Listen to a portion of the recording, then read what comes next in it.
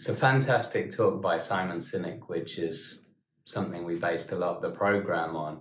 My job is not to look after the clients, because the simple fact is I don't have time to look after everyone, all the 140 odd clients we've had through now, 24/7 care, medical, psychological, physical, on and on and on and on. So what is my job?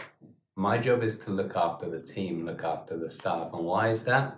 Because if I look after the staff right, the people I work with, my team, they will look after the clients. And they're the ones that sit 24/7 with the clients. How do we look after them? For a start, treating them with respect. It's often overlooked thing.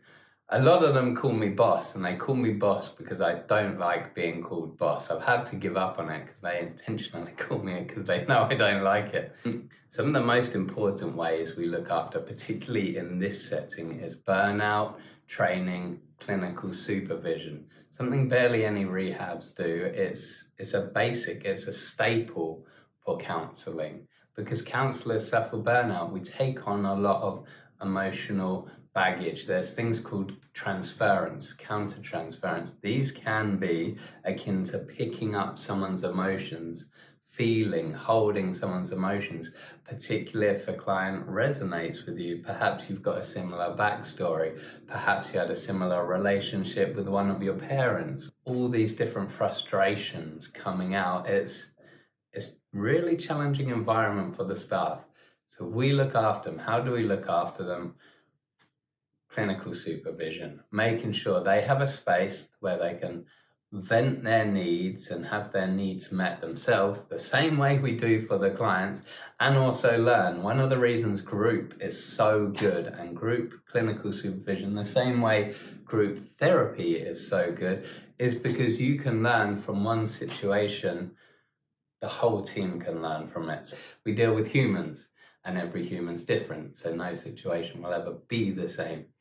But that can then empower the whole team for the next one. Training, same reason again, but this is more focused. So for instance, we've done, the most recent training we did was grounding for panic attacks. So the whole team learned how to ground clients. If a client has a panic attack, what do we do?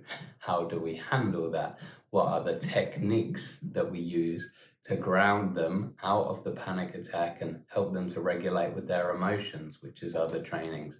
So this empowers people, this makes them feel better. This makes them feel safer at work because they're better able to handle situations, more confident to handle situations, which rubs off on the client. It's like a self-fulfilling prophecy, because we feel better and we know more, we do better, and the clients sense it, which helps the whole relationship, and it goes on in a positive loop, And that's one thing we believe in. We do training and clinical supervision every week. We also pay them for this, which sounds like it should be mandatory, but you'd be surprised how many places that actually do this don't pay their staff for doing these extra hours for training, extra hours for supervision, etc. So simple premise, the whole premise of Simon Sinek is, as I said, I can't look after the 150 odd clients we've had for 24/7, but the fantastic team here can. So it is my primary purpose to look after the team so they can look after you.